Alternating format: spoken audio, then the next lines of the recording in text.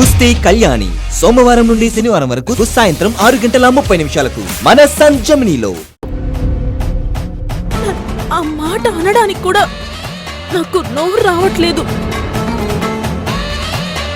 నేనెలా ఆ పని చేస్తాను? ఆపు నీ నాటకాలు.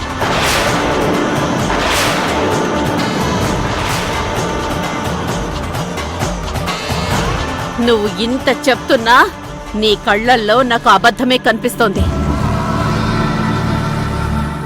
ఎన్ని సమస్యలొచ్చినా ధైర్యంగా నిలబడే నా కావేరి ఈరోజు కంటి తడి పెట్టుకుంది. గుండెలు పగిలేలా ఏడ్చింది. దానికి కారణమైన వాళ్ళు ఎవ్వరైనా సరే వదలను.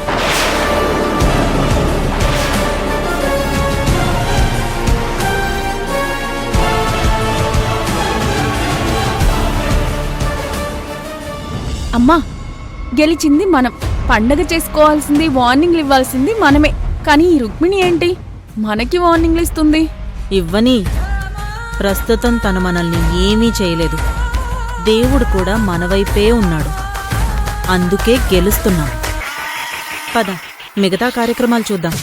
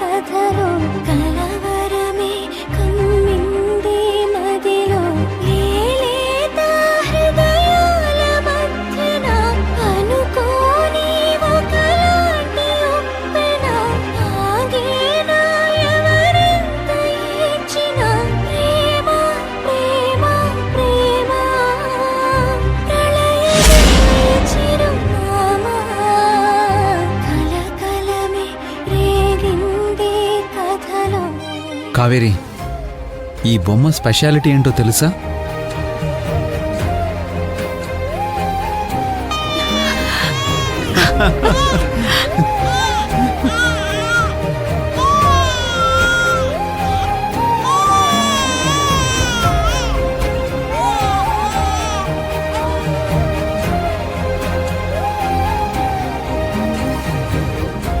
ఈ బొమ్మలాగే నా వారసుడు ఏడవకుండా ఉండాలి.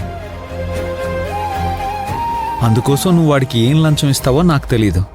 వాడు మాత్రం ఏడవకూడదు. చిన్న పిల్లలకి ఇచ్చేదాన్ని లంచం అనకూడదు స్వామి, తాయిలం అనాలి. సరే, అదే అనుకో. కాని నా కొడుకు మాత్రం ఎప్పుడు ఏడవకూడదు. ఇలా అతిగారాబం చేస్తూ పెంచితే వాడు రౌడీ నెంబర్ 1 అవుతాడేమో అర్జున్ బాబు. కేడి నెంబర్ 1 అయినా పర్వాలేదు. నీకు చేత కాకపోతే చెప్పు, నా పిల్లాన్ని నేనే పెంచుకుంటాను.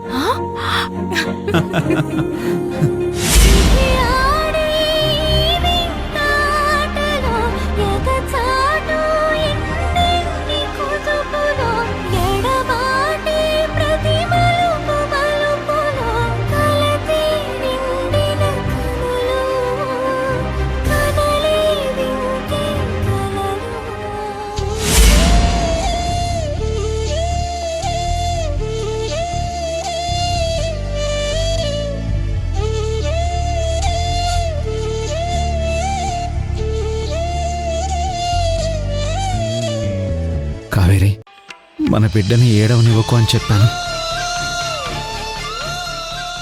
ఇలాంటి పరిస్థితి వస్తుందని తెలిస్తే నువ్వు కూడా ఏడవకూడదని చెప్పేవాణ్ణి. కావేరి, ఆడదాన్ని కానీ పెంచిన వాళ్ళు కూడా కొంతకాలం తర్వాత చెయ్యొదిలేస్తారు. తను కానీ పెంచిన వాళ్ళు కూడా రెక్కలు రాగానే ఎగిరిపోతారు.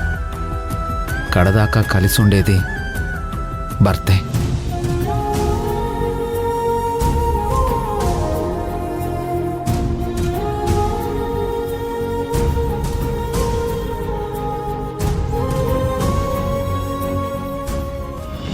పంతులు గారు, రేపు ఉదయాన్నే రండి. మీరు చెప్పిన హోమం జరిపిద్దురు గాని మీరు చెప్పిన వస్తువులన్నీ మేనేజర్ తీసుకొస్తారు.